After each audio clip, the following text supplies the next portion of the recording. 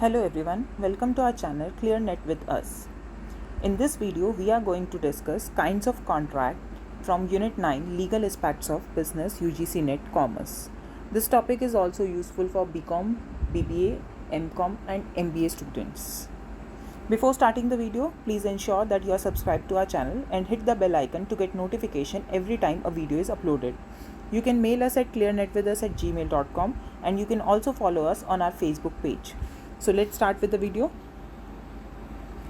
So the contracts can be classified on three bases. Those are on the basis of creation or formation of contracts, on the basis of extent of execution or the performance of the contract, and on the basis of validity or enforceability of the contract.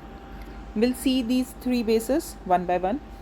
Let's start with on the basis of mode of creation or formation.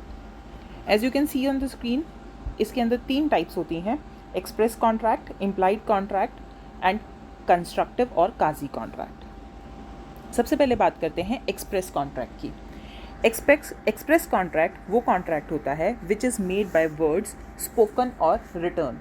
मतलब जब हम बहुत clearly state करते हैं ना, मतलब एक express offer होता है और एक एक्सप्रेस जो है एक्सेप्टेंस होती है कॉन्ट्रैक्ट की, तो वो हमारा एक्सप्रेस कॉन्ट्रैक्ट होता है। एक्सप्रेस कॉन्ट्रैक्ट जो है वो ओरल भी हो सकता है और रिटर्न फॉर्म में भी हो सकता है। रिटर्न फॉर्म में होना सिर्फ ज़रूरी नहीं है, ओरली भी आपने कॉन्ट्रैक्ट का ऑफ़र दिया है और ओरली उसको एक्सेप्ट किया गया है तो भी वो एक एक्सप्रेस कॉन्ट्रैक्ट होगा। ठीक है, जैसे कि example, A tells B on phone that he offers to sell his car for ₹80,000 and B in reply informs the A that he accepts the offer.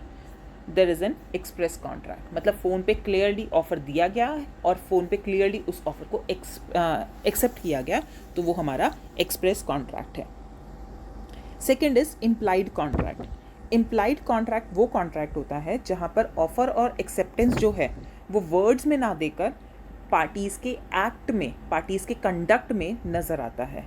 ऐसे कॉन्ट्रैक्ट को हम इम्प्लाइड कॉन्ट्रैक्ट कहते हैं।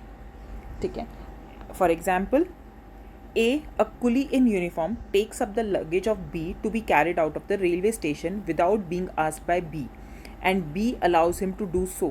Then the law implies that B agrees to pay for the services of A, and there is an implied contract. मतलब क्या है यहाँ पर, एक कुली ने स्टेशन पर आकर B का लगेज उठाया। कुली यूनिफॉर्म में था तो वो पता चल रहा था कुली है, ठीक है, और बी ने कहा नहीं था, लेकिन कुली ने फिर भी उसका लगेज उठाया और बी ने उसको मना नहीं किया, तो यहाँ पर ये इम्प्लाइड कॉन्ट्रैक्ट है। अब बी को ए की, मतलब कुली की सर्विसेज के लिए पे करना पड़ेगा, तो ये है हमारा implied contract. Next is constructive और काजी कॉन्ट्रैक्ट। कंस्ट्रक्टिव या काजी कॉन्ट्रैक्ट वो कॉन्ट्रैक्ट होता है जिसमें दोनों में से किसी भी पार्टी की इंटेंशन नहीं होती है कॉन्ट्रैक्ट करने की, बट लॉ उनके ऊपर इम्पोज कर देता है वो कॉन्ट्रैक्ट और उन्हें अपनी ऑब्लिगेशंस फुलफिल करनी पड़ती हैं। तो जो ऑब्लिगेशंस अराइज होती हैं वो लॉ की वजह से होती है, कोई कॉन्ट्रैक्ट नहीं साइन किया गया है। जैसे कि एग्जांपल देखते हैं, X delivers grocery to a wrong addressee Y. X गलती से ग्रॉसरीज डिलीवर कर देता है वाई को। अब वाई की ऑब्लिगेशन है या तो वो ग्रॉसरीज के लिए पे करे या उसको रिटर्न कर दे। ठीक है, तो ये हमारा एक काजी कॉन्ट्रैक्ट है। क्यों? क्योंकि यहाँ पर उसके पास ग्रॉसरीज नहीं जानी थी वाई के पास, लेकिन गलती से चली गई। अगर वाई ने उसको एक्सेप्ट कर लिया उन ग्रॉसरीज को, तो वाई को उसको पे करना पड़ेगा। तो कॉन्ट्रैक्ट नहीं था, लेकिन लॉ की वजह से एक ऑब्लिगेशन क्रिएट हो गई। ठीक है, वैसे तो ये काजी कॉन्ट्रैक्ट्स होते हैं, लेकिन एज पर इंग्लिश लॉ इन्हें कंस्ट्रक्टिव कॉन्ट्रैक्ट्स भी कहा जाता है। तो ये थी हमारी टाइप्स एज पर द क्रिएशन और फॉर्मेशन ऑफ कॉन्ट्रैक्ट्स। ठीक है, सेकेंड आती है अब on the basis of extent of execution. अब on the basis of extent of execution में सबसे पहले है हमारी एग्जीक्यूटेड कॉन्ट्रैक्ट, फिर है एग्जीक्यूटरी कॉन्ट्रैक्ट। एग्जीक्यूटरी कॉन्ट्रैक्ट की दो टाइप्स हैं, unilateral contract and bilateral contract. तो पहले देखते हैं एग्जीक्यूटेड कॉन्ट्रैक्ट। एग्जीक्यूटेड कॉन्ट्रैक्ट वो होता है जहाँ पर दोनों पार्टीज़ ने अपनी ऑब्लिगेशंस को फुलफिल कर दिया है, वो हमारा एग्जीक्यूटेड कॉन्ट्रैक्ट होता है। जैसे एक कैश सेल के केस में जैसे ही सेल होती है वैसे ही जो बायर है वो पेमेंट करती है उसने, तो दोनों ने अपनी ऑब्लिगेशंस फुलफिल कर दी, सेलर ने गुड्स दे दिए और बायर ने पेमेंट कर दी, तो वो हमारा एग्जीक्यूटेड कॉन्ट्रैक्ट हो जाएगा। सेकेंड टाइप है एग्जीक्यूटरी कॉन्ट्रैक्ट। एक कॉन्ट्रैक्ट एग्जीक्यूटरी कॉन्ट्रैक्ट तब कहलाता है जब एक या दोनों पार्टीज की अभी ऑब्लिगेशंस फुलफिल करना बाकी है, ठीक है, उसको हम एग्जीक्यूटरी कॉन्ट्रैक्ट कहते हैं। जैसे कि मैंने भी आपको बताया, दो टाइप्स ही होते हैं further executory contracts, unilateral contracts and bilateral contracts. तो सबसे पहले बात करते हैं यूनिलेटरल कॉन्ट्रैक्ट्स की। यूनिलेटरल कॉन्ट्रैक्ट्स वो होते हैं जिसमें एक पार्टी का प्रॉमिस, एक पार्टी ने अभी अपना प्रॉमिस जो है वो फुलफिल नहीं किया है, ठीक है, एक ने कर दिया है और एक ने नहीं किया है, इसीलिए इसको बहुत बार वन साइडेड कॉन्ट्रैक्ट भी कह दिया जाता है। फॉर एग्जाम्पल, ए ने टिकट खरीदी बस की कंडक्टर से, ठीक है, अब जब उसने टिकट खरीदी उसने पेमेंट कर दी साथ के साथ, अब वो क्यू में वेट कर रहा है बस के आने की। तो यहाँ पर ए ने तो अपनी ऑब्लिगेशन फुलफिल कर दी कि उसने टिकट खरीद के पेमेंट कर दी, लेकिन अभी बस नहीं आई है, तो वो बस में बैठा नहीं है, बस से वो अपनी डेस्टिनेशन पे पहुँचा नहीं है, तो यहाँ पर दूसरी पार्टी की ऑब्लिगेशन अभी भी बाकी है। कंडक्टर जिससे उसने टिकट खरीदी थी उसकी ऑब्लिगेशन अभी भी बाकी है, लेकिन ए ने अपनी ऑब्लिगेशन पूरी कर दी है पेमेंट करके, तो ये हमारा यूनिलेटरल कॉन्ट्रैक्ट होगा। सेकंड होता है बाइलेटरल कॉन्ट्रैक्ट। बाइलेटरल कॉन्ट्रैक्ट वो होता है जिसमें अभी दोनों पार्टीज को अपनी ऑब्लिगेशन फुलफिल करनी बाकी है, उसे हम बाइलेटरल कॉन्ट्रैक्ट कहते हैं। जैसे फॉर एग्जाम्पल, एम ने प्रॉमिस किया अपनी गाड़ी एन को बेचने के लिए 1 लाख में, एन ने डाउन पेमेंट कर दी 10,000 की फॉर्म में, लेकिन अभी 90,000 बाकी हैं। एम ने गाड़ी डिलीवर कर दी, लेकिन जो सेल डीड थी वो अभी तक नहीं दी है उसको, तो दोनों पार्टीज़ की तरफ से ऑब्लिगेशन बाकी है। एन को भी 90,000 और पे करना है और एम को भी सेल डीड देनी है एन को, तो दोनों पार्टीज़ की तरफ से अपनी अपनी ऑब्लिगेशंस बाकी है, तो इसको हम बाइलेटरल कॉन्ट्रैक्ट जो है वो कहेंगे। तो ये थी हमारी ये था classification on the basis of extent of execution, ठीक है। नेक्स्ट देखते हैं, नेक्स्ट क्लासिफिकेशन है on the basis of enforceability. Enforceability के बेसिस पर हमारी ये टाइप्स हैं: valid contract, voidable contract, void contract, unenforceable contract and lastly illegal और अनलॉफुल कॉन्ट्रैक्ट। सबसे पहले बात करते हैं वैलिड कॉन्ट्रैक्ट की। एक वैलिड कॉन्ट्रैक्ट कौन सा होता है? अ valid contract is an agreement enforceable by law. ये हम पहले भी कर चुके हैं। वैलिड कॉन्ट्रैक्ट के लिए 2 कंडीशंस होती हैं, एक है अग्रीमेंट, ठीक है, दूसरा है एनफोर्सिबल बाय लॉ। मतलब एनफोर्सिबिलिटी बाय लॉ है और अग्रीमेंट, मतलब जब एक वैलिड कॉन्ट्रैक्ट कब कहलाएगा? जब पहले वो अग्रीमेंट हो और वो एनफोर्सिबल बाय लॉ भी हो, तब वो एक वैलिड कॉन्ट्रैक्ट कहलाता है। इसके साथ साथ जो हमने प्रीवियस वीडियो में सेक्शन 10 के अंदर elements of a valid contract किए थे, वो सारे एलिमेंट्स प्रेजेंट होने चाहिए, तब वो कॉन्ट्रैक्ट जो है वो वैलिड कॉन्ट्रैक्ट कहलाता है। अब इसी से रिलेटेड एक टर्म है वॉइड एग्रीमेंट, ठीक है। सेक्शन 2 सबसेक्शन जी कहता है an agreement not enforceable by law is void. मतलब एक ऐसा एग्रीमेंट जिसमें लीगल ऑब्लिगेशन नहीं है, एनफोर्सिबिलिटी बाय लॉ नहीं है, वो हमारा वॉइड अग्रीमेंट होगा, ठीक है। ऐसे जो अग्रीमेंट्स होते हैं वो वॉइड एग्रीमेंट कहलाते हैं। जैसे अग्रीमेंट में से अगर आपने लीगल ऑब्लिगेशन माइनस कर दी तो वो वॉइड अग्रीमेंट बन जाएगा। ऐसे एग्रीमेंट्स जो हैं वो वॉइड एब इनिशियो होते हैं। वॉइड एब इनिशियो का मतलब क्या है? वो अनएनफोर्सिएबल होते हैं from its very Inception. Inception का मतलब है स्टार्टिंग से, वो अनएनफोर्सिएबल होते हैं, ठीक है। तो ऐसे अग्रीमेंट्स को हम वॉइड अग्रीमेंट्स कहते हैं। बहुत बार ऐसा भी होता है कि वॉइड अग्रीमेंट जो है वो void from the very beginning नहीं होता है, लेकिन वो बाद में वॉइड हो जाता है। नेक्स्ट टाइप है आपकी वॉइडेबल कॉन्ट्रैक्ट्स। सेक्शन 2 सबसेक्शन आई में डिफाइन किया गया है।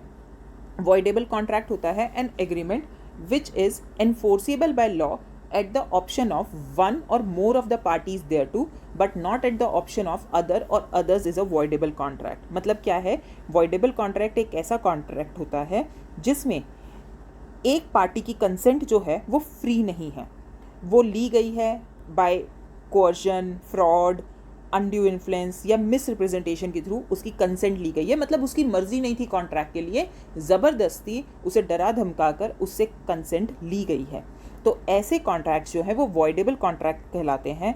और जिससे कंसेंट ज़बरदस्ती ली गई है, जिसकी कंसेंट फ्री नहीं है, ये कॉन्ट्रैक्ट्स जो हैं उसकी मर्ज़ी पर डिपेंड करते हैं ऐसे में उसको पहले तो हम एग्रीव्ड पार्टी कहते हैं, और उस एग्रीव्ड पार्टी के पास दो ऑप्शंस होती है, अफर्मेशन और कैंसिलेशन ऑफ कॉन्ट्रैक्ट। अफर्मेशन का मतलब है that he will go forward with the contract, और कैंसिलेशन का मतलब है कि वो ये कॉन्ट्रैक्ट के साथ आगे नहीं जाना चाहता है, वो यहीं पर कॉन्ट्रैक्ट को कैंसिल कर देगा। तो ये दो ऑप्शंस होती है।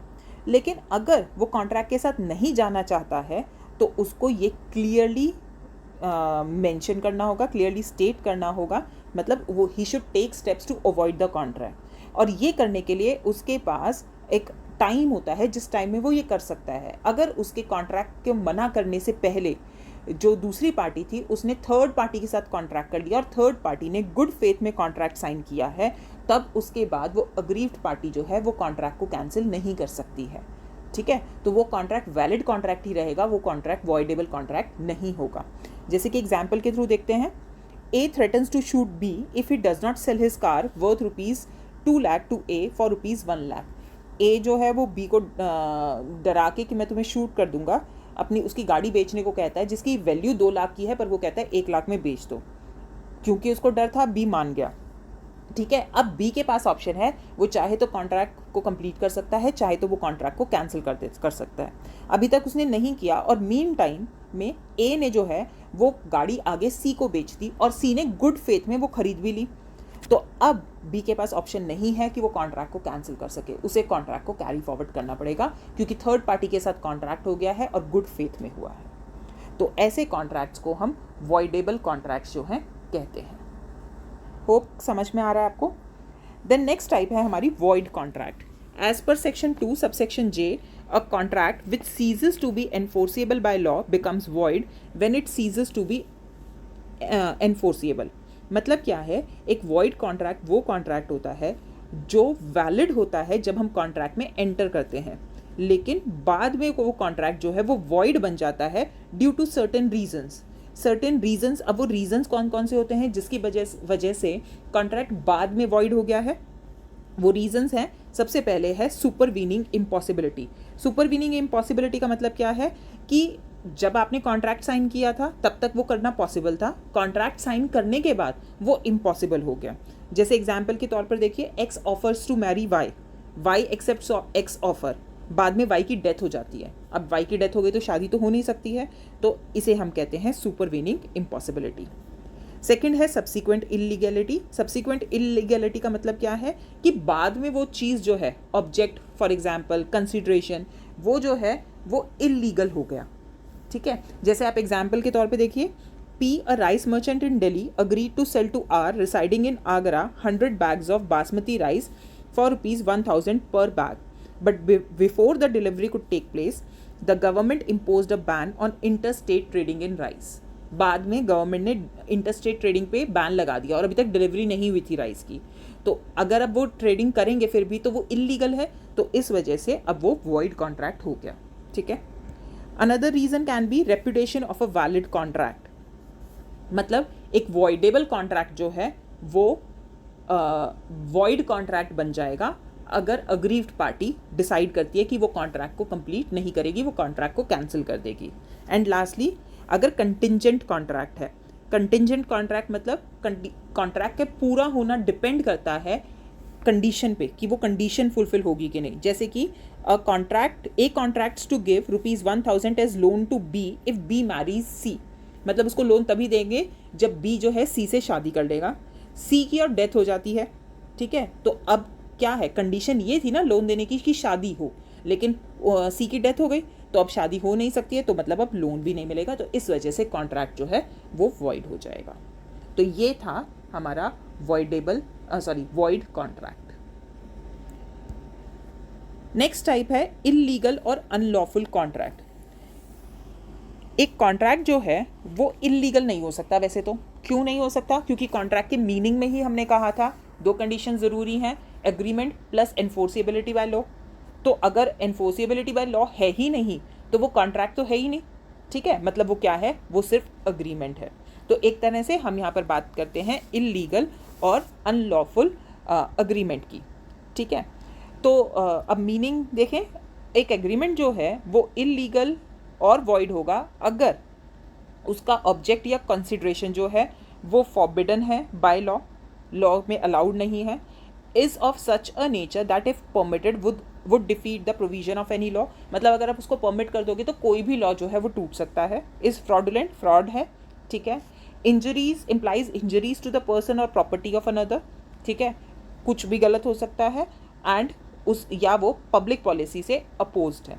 ये सारी कंडीशंस होंगी तो उस केस में ये जो है कॉन्ट्रैक्ट इलीगल कॉन्ट्रैक्ट कहलाएगा. और ये जो सारी कंडीशंस हैं वो सेक्शन 23 में मेंशन की गई है. For example, smuggling of goods, kidnapping हो रही है, या बॉम्ब प्लांट करने की बात हो रही है. ठीक है, या किसी ने सपोज अपना घर रेंट पे दे दिया है गैम्बलिंग के लिए या बॉम्ब बनाने के लिए, और वो आपको रेंट पे नहीं कर रहा है, तो आप उसके अगेंस्ट एक्शन नहीं ले सकते हो, क्योंकि जो पर्पस था घर रेंट करने का वो इलीगल था. तो ऐसे कॉन्ट्रैक्ट को हम इलीगल या अनलॉफुल कॉन्ट्रैक्ट कहते हैं. लास्ट टाइप है हमारी अनएनफोर्सेबल कॉन्ट्रैक्ट. अनएनफोर्सेबल कॉन्ट्रैक्ट कौन सा होता है? ये वो कॉन्ट्रैक्ट है जो एक्चुअली में वैलिड है बट आप उसको एनफोर्स नहीं कर सकते हो. क्यों नहीं कर सकते हो? क्योंकि उसमें कोई टेक्निकल डिफ़ॉल्ट है. अभी टेक्निकल डिफ़ॉल्ट क्या हो सकता है? ये टेक्निकल डिफ़ॉल्ट कुछ भी हो सकता है. फॉर एग्जांपल, मैंने आपको प्रीवियस क्लास में बताया था कि कुछ कॉन्ट्रैक्ट्स के लिए नेसेसरी है कि वो रिटर्न में ही होने चाहिए. फॉर एग्जांपल इंश्योरेंस, वो रिटर्न फॉर्म में होगा तभी वो वैलिड होगा, और आपने उसको रिटर्न फॉर्म में नहीं लिया, तो ये एक टेक्निकल कमी है जिसकी वजह से आप कॉन्ट्रैक्ट को इन्फोर्स नहीं कर सकते हो. ठीक है. या वो अंडर स्टैम्प था, मतलब जितने की उस पर स्टैम्प होनी चाहिए थी उतने की स्टैम्प नहीं थी. ठीक है. एफिडेविट जो आपने लगाया वो कम अमाउंट का था. तो इस तरह की जो कंडीशंस है जब वो फुलफिल नहीं होती हैं तो ऐसे कॉन्ट्रैक्ट्स जो हैं वो हमारे अनएनफोर्सेबल कॉन्ट्रैक्ट्स हो जाते हैं. ठीक है. Such contracts can be enforced after the removal of technical defect in them. या तो आप उसकी टेक्निकल डिफेक्ट को दूर कर दीजिए, अदरवाइज वो अनएनफोर्सेबल कॉन्ट्रैक्ट रहेंगे. लेकिन आपके टेक्निकल डिफेक्ट दूर करने से पहले ब्रीच ऑफ कॉन्ट्रैक्ट हो जाता है तो उस केस में एग्रीव्ड पार्टी जो है वो क्लेम नहीं कर सकती है. ठीक है, वो उसके अगेंस्ट कुछ नहीं कर सकती है.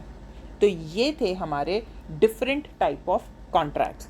यहाँ पर जो है हमने 3 बेसिक मोड्स लिए हैं, 3 बेसिस लिए हैं क्लासिफिकेशन के, जो कि थे, सबसे पहले हमने लिया था बेस्ड ऑन क्रिएशन और फॉर्मेशन, जिसके हमने 3 किए थे, एक्सप्रेस, इम्प्लाइड और एंड कंस्ट्रक्टिव कॉन्ट्रैक्ट्स. फिर हमने किया बेस्ड ऑन एग्जीक्यूशन, जिसके अंदर हमने मेन 2 किए, एग्जीक्यूटेड और एग्जीक्यूटरी, और एग्जीक्यूटरी के अंदर हमने यूनिलेटरल और बायलेटरल किया.